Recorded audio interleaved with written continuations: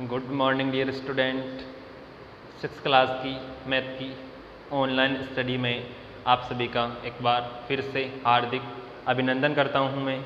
हम पिछली क्लास में पढ़ रहे थे एक्सरसाइज 2.2 जिसमें हमने पिछली क्लास में 3 क्वेश्चन कंप्लीट कर लिए थे।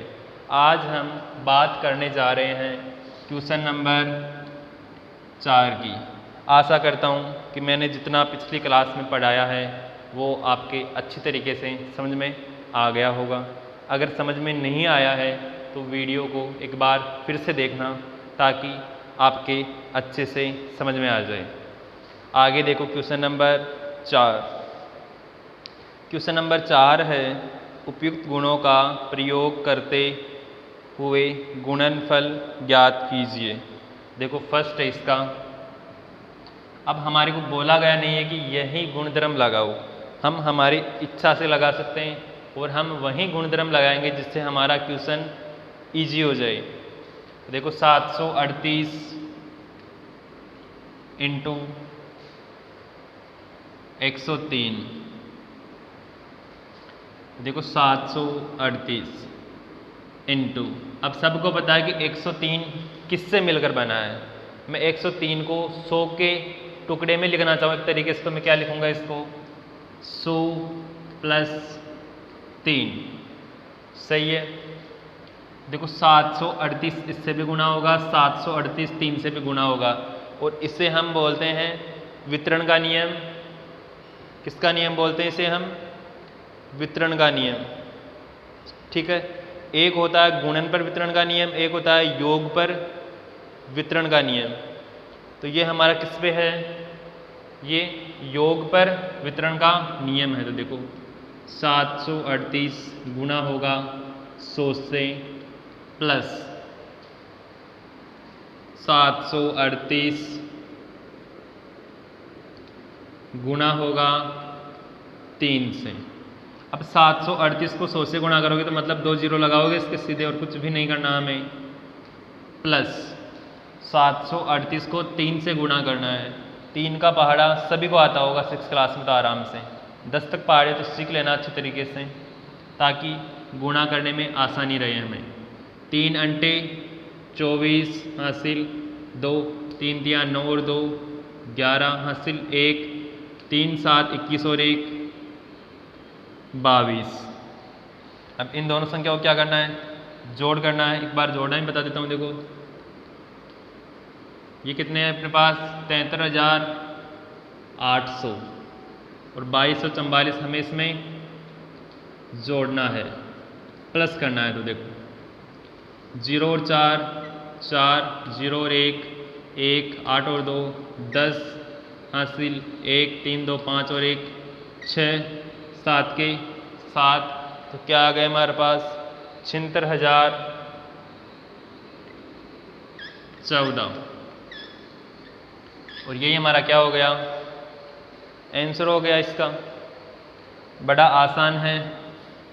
अब किसी के दिमाग में आ रही कि मैं 738 को 700 + 38 नहीं लिख सकता क्या? हम 738 को 700 + 38 लिख सकते हैं, कोई समस्या नहीं है। पर एक बार सोच के देखना, फिर 700 को 103 से गुणा करना है, 38 को 103 से गुणा करना है। तो ये वाला क्वेश्चन इजी रहेगा और या ये वाला इजी रहेगा। हमें वही गुणधर्म लगाना है जिससे हमारा क्वेश्चन इजी हो जाए। आगे देखो सेकंड है, यानी कि बी है इसका 854 इंटू 102। अब एक क्वेश्चन करवाने के बाद आराम से पहचान सकते हो कि हमें किसको तोड़ना है और किसको जोड़ना है। 854 इंटू 100 + 2। तो देखो 854 इंटू 100 प्लस 854 इंटू 2।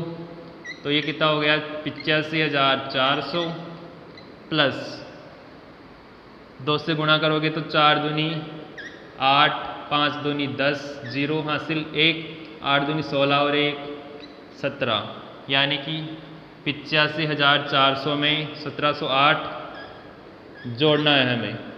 तो देखो 1708 प्लस करना है, तो 8 0 और 8 8 हो गई, 0 और 0 0, 7 और 4 कितने हो गए 11 का 1 5 6 7 8 के 8, तो 87,108 हमारे क्या हो जाएंगे आंसर।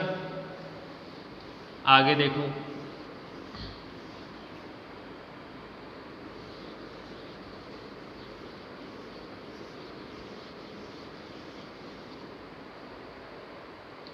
आगे बात करते हैं इसके थर्ड क्वेश्चन की, यानी कि सी है 258 इंटू 1008, तो 258 इंटू 1008 को क्या लिखोगे 1000 प्लस 8 लिखेंगे इसको। तो देखो 258 इंटू 1000 प्लस 258 इंटू 8। अब 258 को 1000 से गुणा करोगे तो 3 जीरो लगाओगे इसके, प्लस 258 को 8 से गुणा किया तो 8 2 अंटे 64 6, 8 पंजे 40 और 6 46 हासिल 4, 8 दूनी 16 और 4 20, यानी कि 2064। देखो ऐड करते हैं इनको, जोड़ते हैं इनको, 2064 जोड़ते समय पीछे वाली संख्या बराबर होनी चाहिए। ऐसे नहीं कि तुम इसको यहाँ लिख रहे हो 2 0 6 4, क्वेश्चन गलत हो जाएगा, ध्यान रखना उससे। 4 0 और 6 6, 0 और 0 0, 8 और 2 10 6 2, यानी कि 2,60,064, 2,60,064। आगे देखते हैं इसका डी, इसको मिटा देता हूं मैं।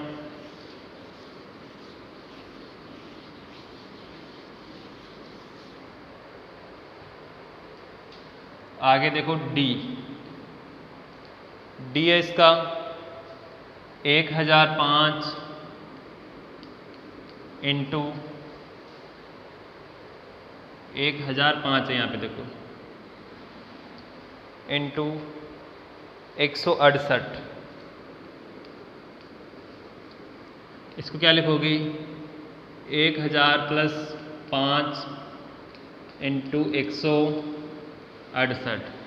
देखो 168 इंटू 1000 प्लस 168 इंटू 5, 168 को 1000 से गुणा करोगे तो 168 और 3 जीरो प्लस 5 अंटे 40 0 4, 5 6 30 और 4 34 हासिल 3, 5 एकम 5 और 3 8, यानी कि 840।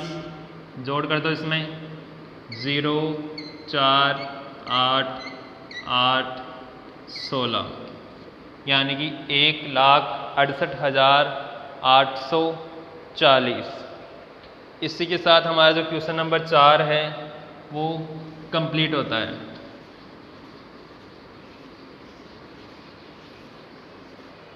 आगे देखो क्वेश्चन नंबर 5। क्वेश्चन पढ़ रहा हूँ मैं, सुनना ध्यान से थोड़ा। किसी टैक्सी ड्राइवर ने अपनी गाड़ी की पेट्रोल टंकी में सोमवार को 40 लीटर पेट्रोल भरवाया।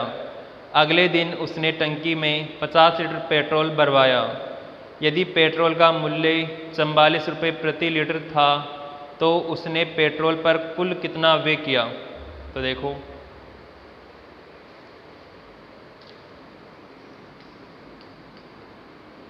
सोमवार को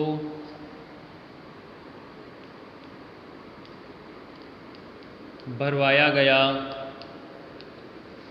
पेट्रोल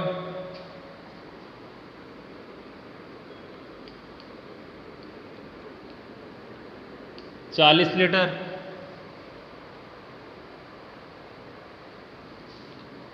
और मंगलवार को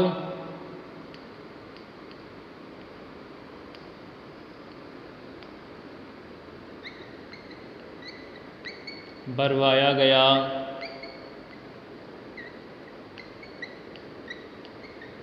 पेट्रोल, ये है 50 लीटर।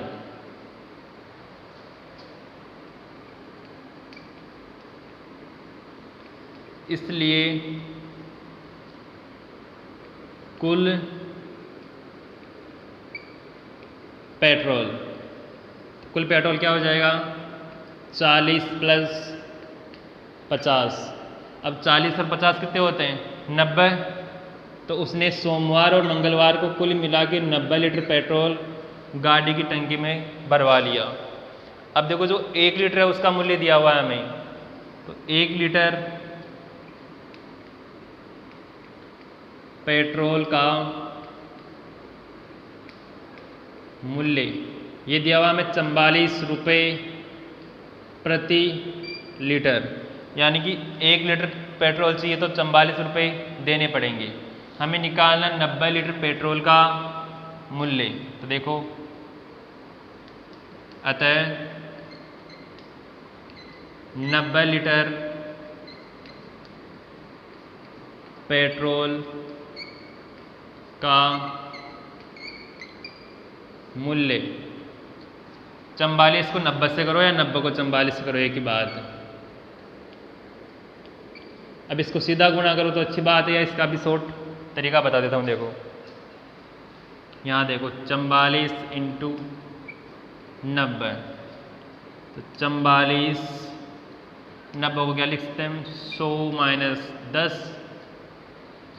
44 को 100 से गुणा करोगे तो 4400 माइनस 440, माइनस करो, देखो 4400 440 माइनस 0, 0 में से 4 नहीं जाते, एक उधार हो गया, यहाँ पे 3, यहाँ पे 10, 10 में से 4 गए तो 6, यहाँ उधार वापस से 13 में से 4 गए तो 9, यहाँ 3, 3960।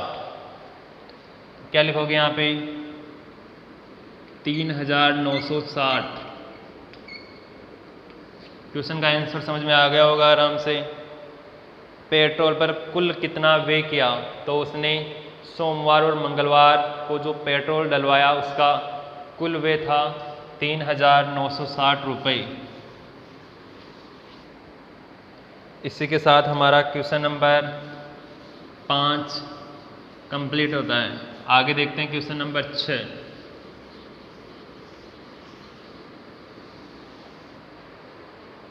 क्वेश्चन नंबर 6 है, देखो, कोई दूध वाला एक होटल को सुबह 32 लीटर दूध देता है और शाम को 68 लीटर दूध देता है। यदि दूध का मूल्य 15 रुपये प्रति लीटर है तो दूध वाले को कितनी धनराशि प्राप्त होगी? तो देखो, क्वेश्चन नंबर है हमारे पास 6। सुबह दूध की मात्रा, ये हमारे पास 32 लीटर। आगे देखो, शाम को दूध की मात्रा, शाम को कितना दूध दे रहा है वो? 68 लीटर। देखो, दिन में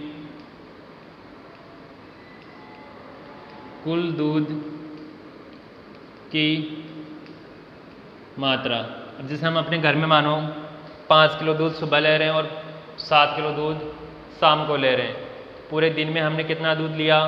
12 लीटर। उसी प्रकार इसमें कुछ ज़्यादा ले रहा है तो उसका ज़्यादा हो जाएगा। देखो 32 प्लस 68, 2 और 8 10 हासिल, 1 6 और 3 9 और 1 10, यानी कि एक दिन में 100 लीटर दूध लेता है।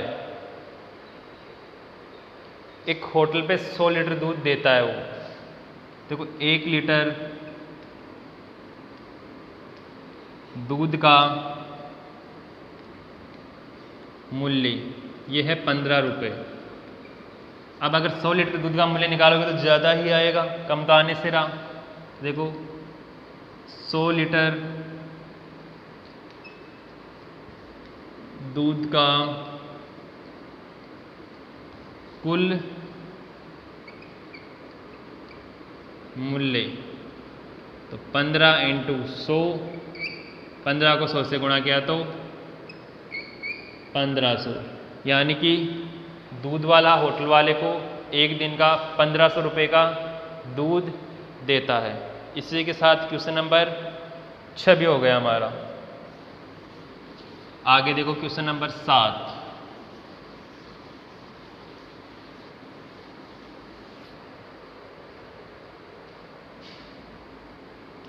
देखो क्वेश्चन नंबर 7 हमारे पास ऑप्शन वाला क्वेश्चन है। फर्स्ट है इसका 425 प्लस 136। बी है इसका 2 × 48 × 50 और सी है इसका 80 प्लस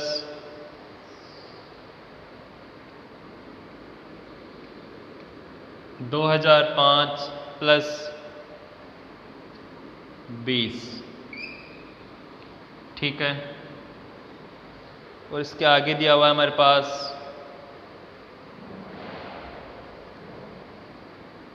इसके बराबर में तो लिखा हुआ है योग पर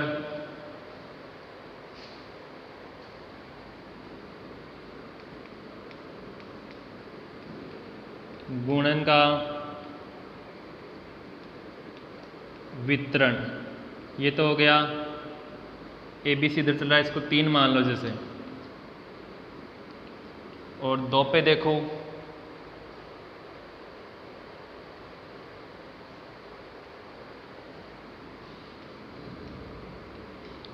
योग की क्रम विनिमयता।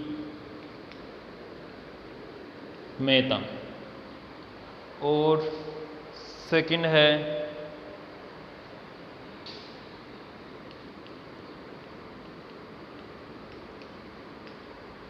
गुणन की क्रम विनिमयता। तो देखो योग की क्रम विनिमयता। अब यहाँ देखो केवल वितरण नहीं हो रहा है, इसका योग हो रहा है। हम 80 और 20 को जोड़ेंगे, उसके बाद 205 को जोड़ेंगे, तो थर्ड में तो क्या आ जाएगा सेकंड नंबर का। यहाँ देखो गुणा और आप इसका क्रम परिवर्तित करेंगे, जैसे 50 को 2 से गुणा करेंगे, फिर 48 से गुणा करेंगे, मतलब गुणन की क्रम विनिमयता। बच गया क्या 425 136। अब इसमें कोई सोच रहा होगा इसमें योग तो हो ही नहीं रहा, योग होगा, इसको क्या लिखेंगे हम 100 प्लस 36। सही है, 100 प्लस 36 लिखेंगे इसको, तो वो किस में चला जाएगा योग पर गुणन का वितरण। अब इसमें आगे कुछ लिखा हुआ भी एक बार लिख देता हूँ मैं। देखो जैसे यहाँ तो मैंने लिख ही दिया है, इसमें लिखा हुआ है 2 × 50 × 48। इसी प्रकार इसमें लिखा हुआ है 80 प्लस 20 प्लस 2005। इसी के साथ हमारी जो एक्सरसाइज 2 है वो कंप्लीट होती है। आगे मैं 1-2 क्वेश्चन बताता हूँ तो मैं एक्सरसाइज 2.3 के। बाकी जो बच जाएगी वो करेंगे हम नेक्स्ट क्लास में।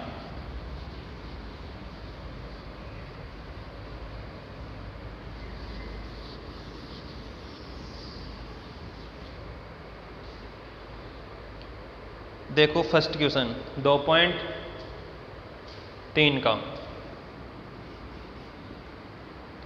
ये है 2.3।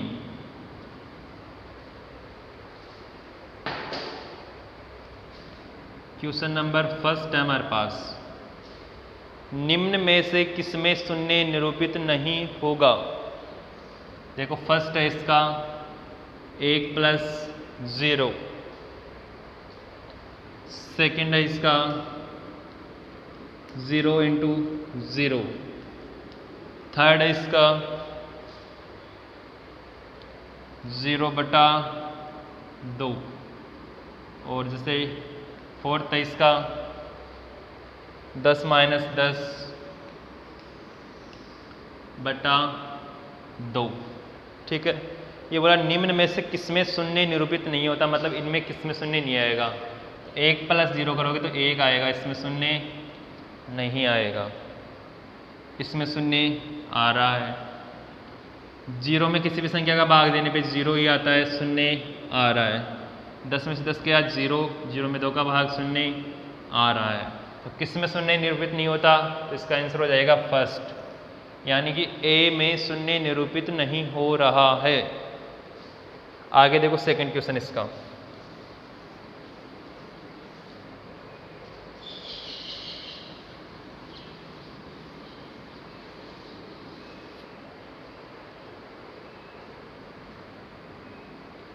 सेकंड क्वेश्चन केवल समझना है, लैंग्वेज का क्वेश्चन है, हल नहीं करना है इसमें ज़्यादा कुछ।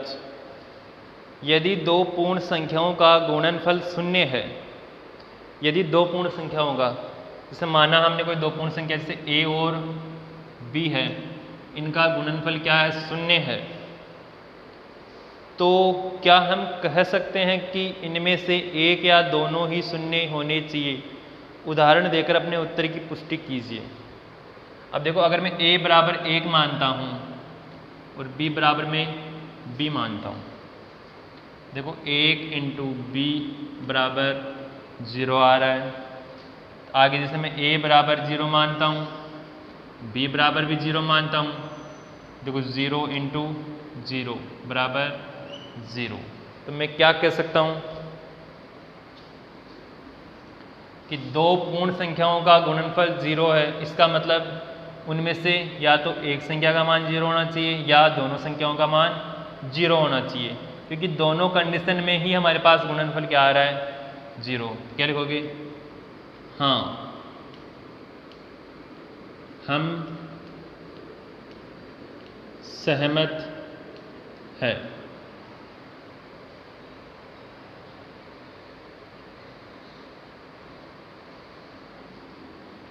कि इनमें से एक या दोनों संख्याएं शून्य के बराबर होगी।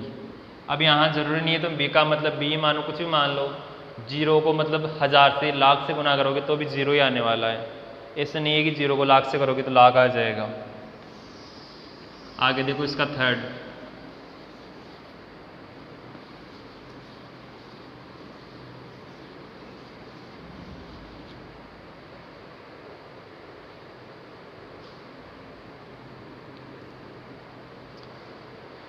थर्ड क्वेश्चन हमारे पास, यदि दो पूर्ण संख्याओं का गुणनफल 1 है,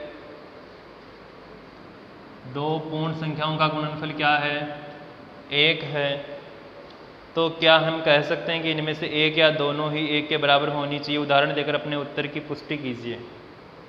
इनमें से a = 1 मान रहा हूँ और b =